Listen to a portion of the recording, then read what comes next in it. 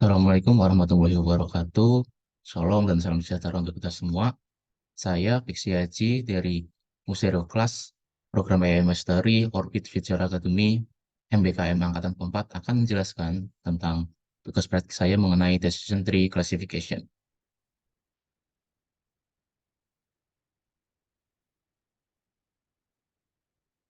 Nah, apa itu Decision Tree Classification? Decision Tree Classification merupakan model pembelajaran mesin yang menggambarkan hubungan antara feature input dan output dengan menggunakan struktur berbentuk pohon. Dengan keputusan ini dapat digunakan untuk mengklasifikasikan data atau memprediksi nilai output dengan melakukan serangkaian keputusan berdasarkan fitur input yang diberikan. Decision tree classification dalam Python dapat menggunakan package scikit-learn. Kriteria yang dapat digunakan adalah Gini, entropi, dan log loss. Ini merupakan flowchart dari decision tree classification.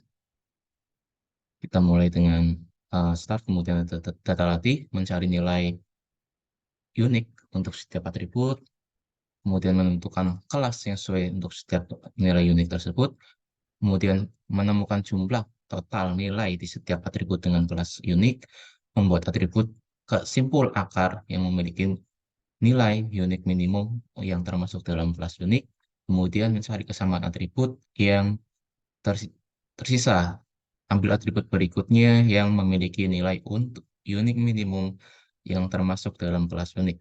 Kemudian memerintahkan atribut keputusan, kemudian ini looping seperti itu ya, dan selesai. Nah, apa yang saya modifikasi dari code yang diberikan oleh para coach di sini? Yang pertama adalah menambahkan pre-processing data, kemudian menambahkan visualisasi distribusi supaya lebih menarik, kemudian mencari hyperparameter untuk mencari parameter terbaik dalam model. Selanjutnya, menambahkan visualisasi output klasifikasi, karena sebelumnya belum ada output klasifikasi pohonnya.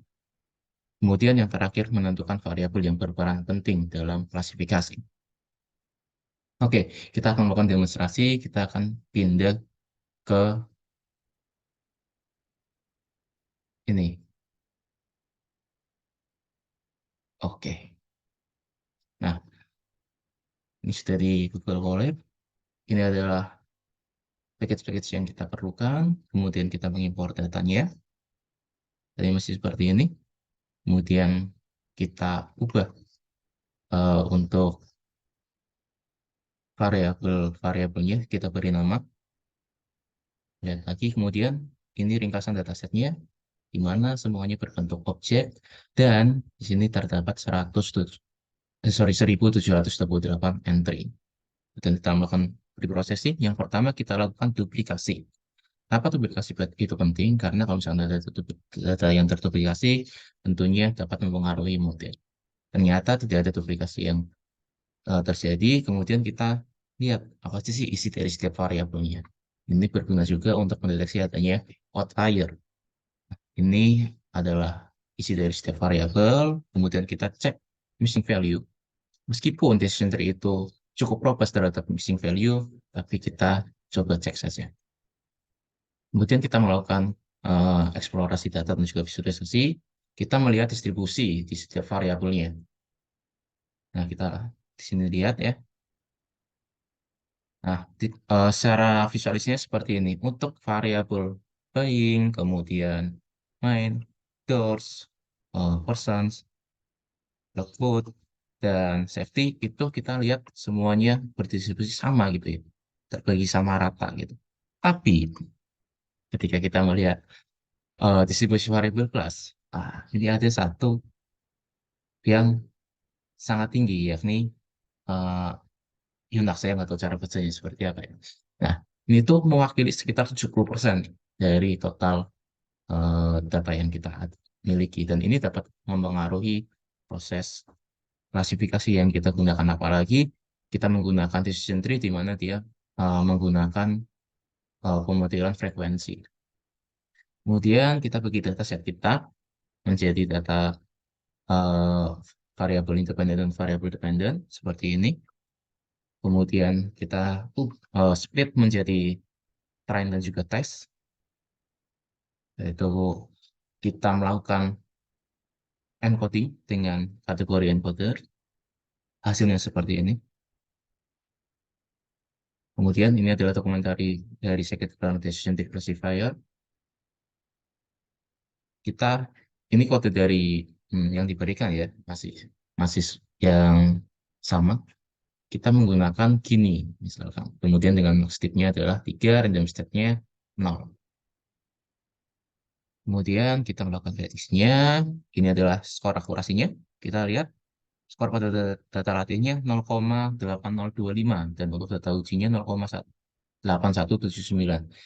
Ini sudah cukup bagus ya. Kalau misalkan kita hanya melihat akurasi dan juga ini juga tidak memiliki uh, overfit atau underfit yang signifikan gitu. Tapi kita lihat conversion matrixnya.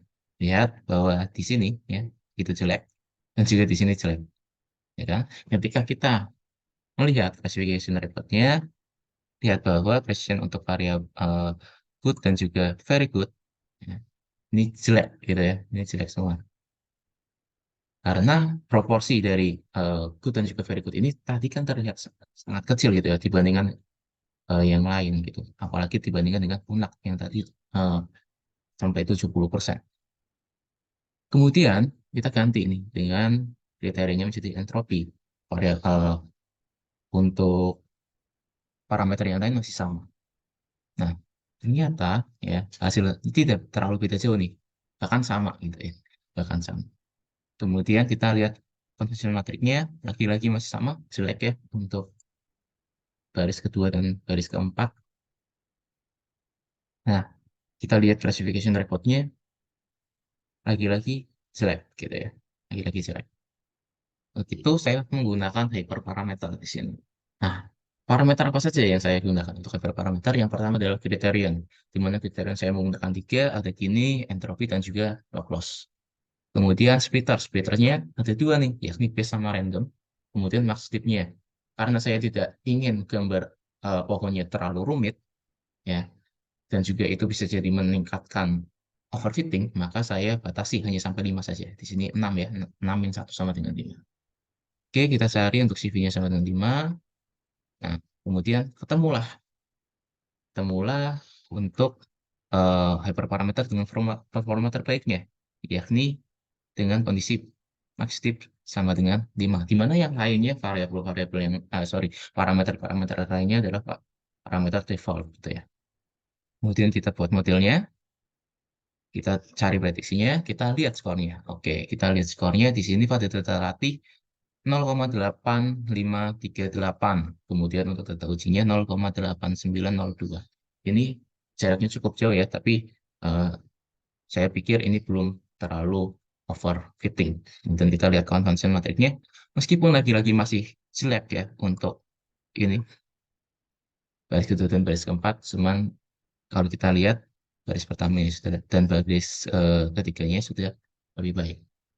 Kita lihat untuk classification reportnya cukup bagus ya sebetulnya.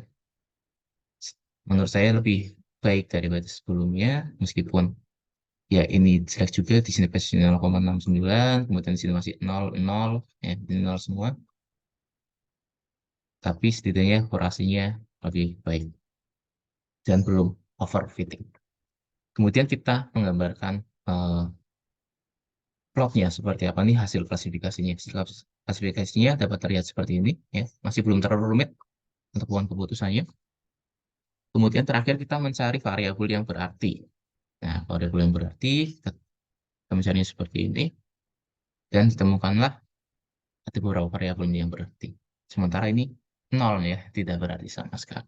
Oke, kita akan kembali ke PowerPoint.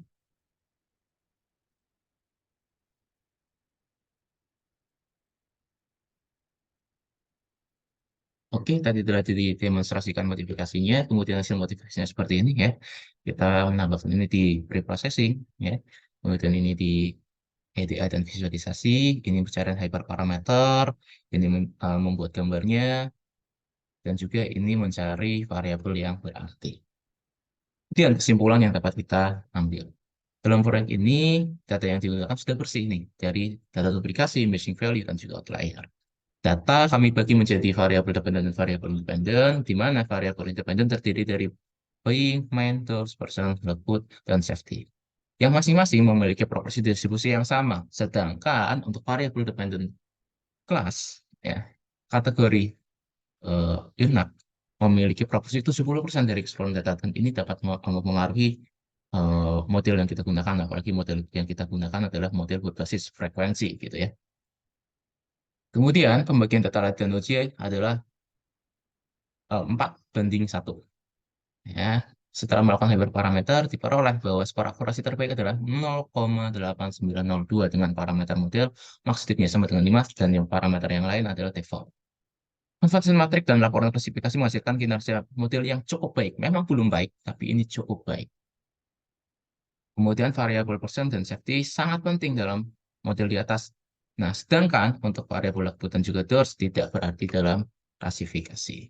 Sekian untuk untuk presentasi dari saya tentang tugas ini. Semoga bisa bermanfaat dan terima kasih semuanya.